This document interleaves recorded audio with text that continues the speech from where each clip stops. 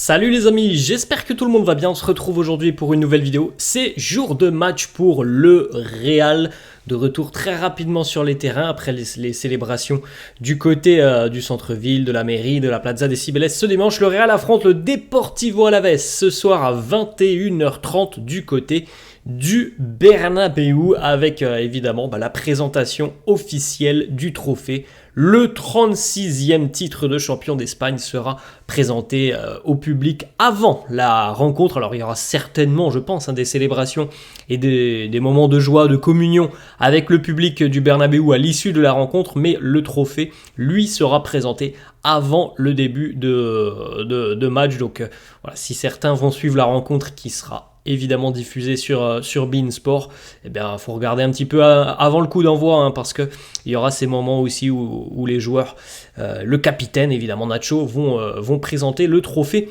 au public. On regarde les amis les deux unes des quotidiens madrilènes. Marca qui titre Primer Ensayo Général. La première grande répétition avant la finale de Ligue des Champions. Voilà comment on considère cette rencontre du côté du quotidien Marca. Alors, il est vrai que il n'y a plus beaucoup de matchs.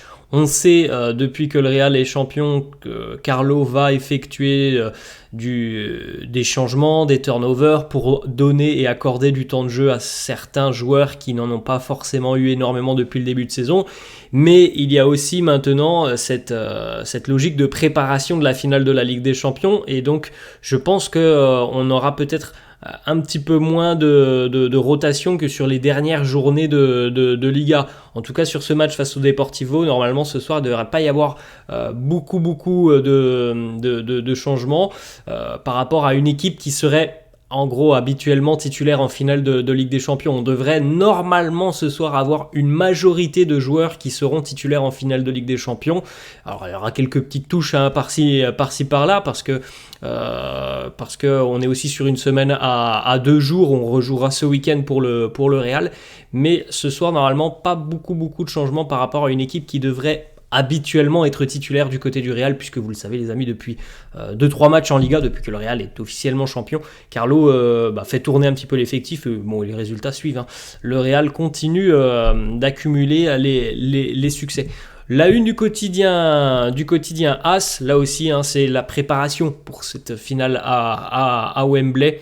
Ce match face à Alavés, c'est une grande répétition entre guillemets pour jauger un petit peu le 11 titulaire face au Borussia Dortmund, même si nous, évidemment, on se doute à peu près de quels sont les joueurs qui seront présents face au Borussia Dortmund. On en a déjà parlé, mais je pense que les grosses incertitudes, c'est Militao ou Nacho et Lunin et Courtois. Sinon, le reste, les amis, je pense qu'on connaît tous quels seront les joueurs qui seront titulaires face au Borussia Dortmund. On enchaîne les amis, on a quelques déclarations de Carlo Ancelotti qui était donc en conférence de presse hier. On lui a posé une question, quel a été le moment le plus difficile et le plus délicat cette saison. Il nous dit la défaite lors du derby face à l'Atlético un petit peu plus tôt cette saison. C'était même il y a très longtemps cette défaite, puisque c'était au mois de septembre. Il nous dit que ça a été une défaite qui a été importante pour nous. Elle nous a fait comprendre et réaliser qu'il y avait des choses à changer, surtout dans le secteur défensif.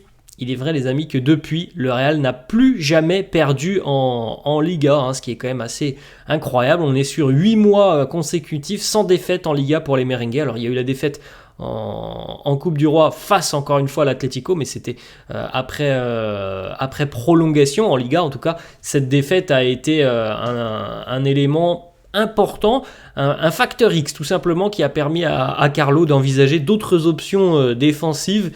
Et force est de constater que ça a été hyper bénéfique cette défaite, puisque depuis le Real est sur une série monumentale en termes d'invincibilité, et qu'en plus de ça on a trouvé une parfaite alchimie dans le secteur défensif. Il faut se dire quand même que l'Atlético on avait passé 3 au Real, et que là on est à la mi-saison et que les merengues n'ont même pas encaissé 20 buts. Donc, à la mi-saison, on est en fin de saison, alors qu'on était au début de saison, ils en avaient déjà passé 3, et là on est à la fin de saison et on n'a même pas encaissé 20 buts. Donc c'est quand même assez assez impressionnant.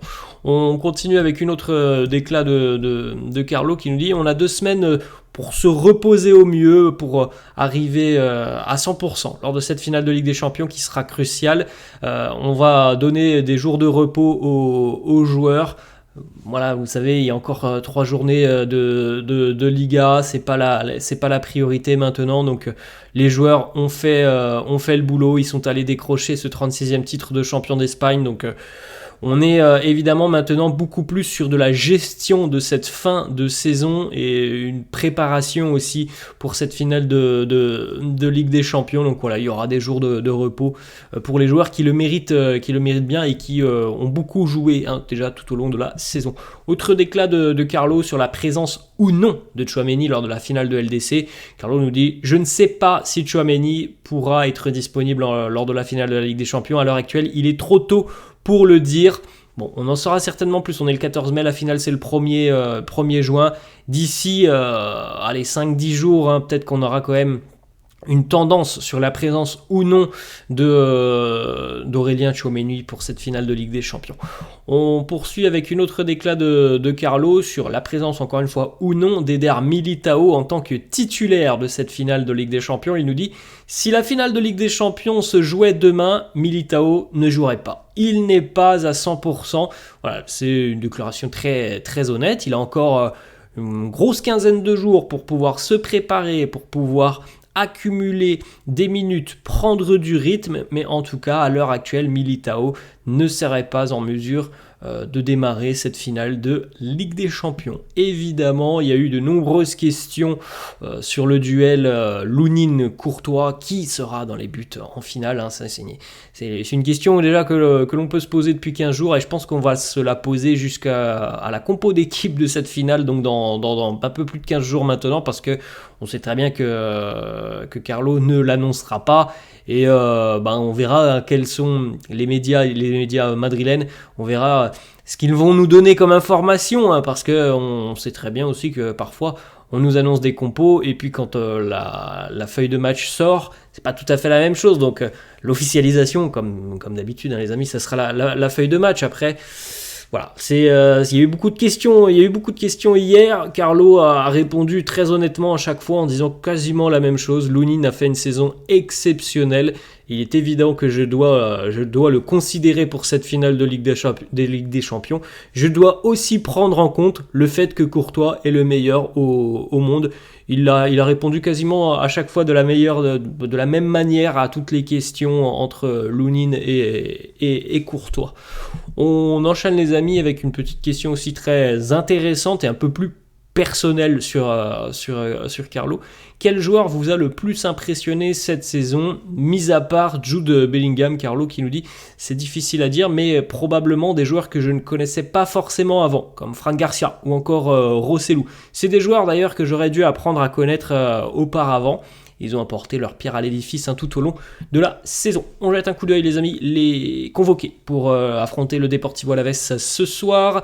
Alors évidemment il y a 2 absents, David Alaba et Aurélien Tchouaméni, et on dénote aussi la présence de Mario Martin qui est présent. Mario Martin qui est bel et bien présent dans le groupe merengue au milieu de terrain. On regarde les amis les 2 compos d'équipe probables. Donc voilà la composition du quotidien AS, où l'on retrouve donc Courtois ou Kepa dans les buts. Je pense que ça sera plutôt Courtois.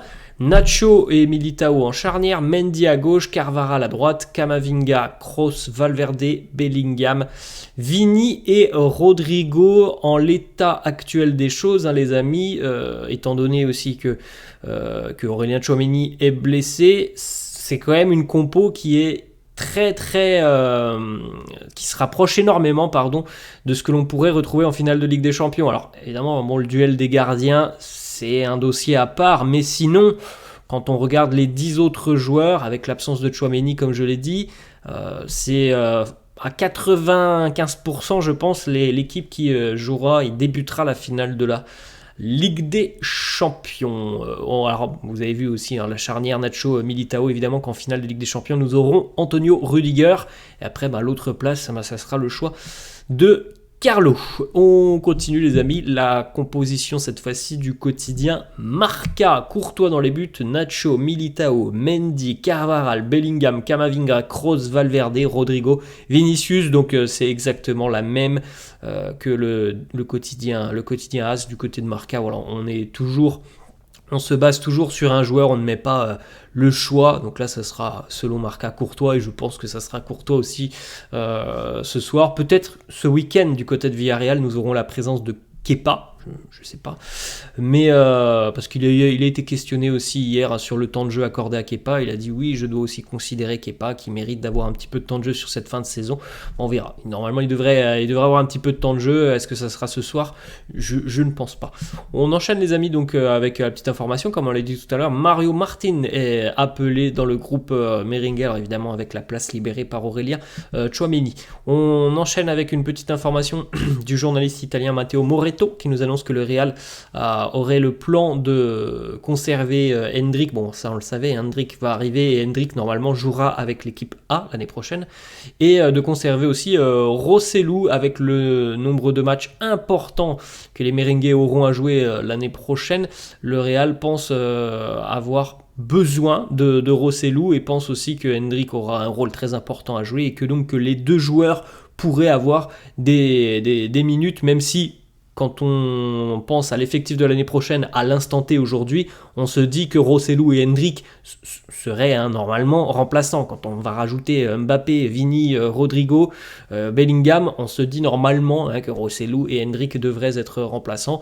On sait tous qu'en Ligue des Champions l'année prochaine, la phase de groupe, on a 2 matchs de plus par rapport à cette année. Alors je sais plus trop comment est le format de la Ligue des Champions sur les phases d'élimination directe, mais en tout cas déjà en phase de groupe, on a 2 matchs de plus. Alors est-ce qu'il y en a 2 matchs de en moins par la suite? Je ne sais plus.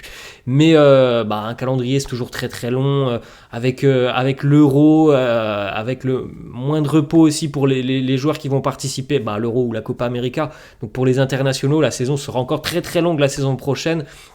Donc il est évident que si Carlo arrive à manager son groupe comme cette année où il a laissé du repos, bon, il a eu aussi malheureusement, il a été contraint à cause de certaines blessures de donner du temps de jeu à des joueurs qui n'en auraient pas forcément eu, l'année prochaine ça sera peut-être un petit peu la même chose. Donc Hendrick et Rossellou, s'ils sont encore, pour Rossellou surtout, s'il est encore là l'année prochaine, devrait quand même avoir un petit peu de temps de jeu. On enchaîne les amis avec quelques petites informations. Fabrizio Romano qui nous annonce que le Real veut surtout montrer aussi une certaine forme de respect par rapport à son effectif et c'est pour ça que Kylian Mbappé ne gagnera pas énormément d'argent, en tout cas en ce qui concerne son salaire du côté de Madrid.